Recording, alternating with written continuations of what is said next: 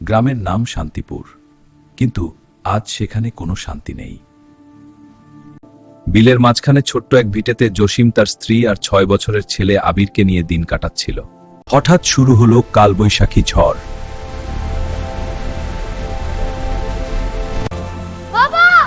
এই ঝড়ের মাঝেই ছোট্ট আবির বাবার কাছে যাওয়ার জন্য ঘর থেকে বের হয়ে এলো, কিন্তু সে বুঝতে পারেনি পানির নিচে লুকিয়ে আছে ধারালো বাঁশের খুঁটি।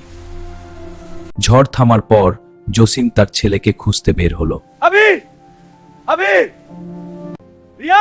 ঝড় থামার পর জসিম বিলের মধ্যে ছেলেকে খুঁজছিল। হঠাৎ তার চোখ আটকে গেল পানির মাঝখানে। পানির নিচে লুকিয়ে থাকা ধারালো বাঁশের অগ্রভাগে নিথর হয়ে ভেসে আছে তার ছোট ছেলে আবির। এক মুহূর্তের অসতর্কতায় নিভে গেল একটি ছোট্ট জীবন, আর বিলের পানির নিচে রয়ে গেল এক নিঃশব্দ আর্তনাদ। নিঃশব্দ বিলের পানির উপর শুধু এক বাবার কান্না কাঁদতে,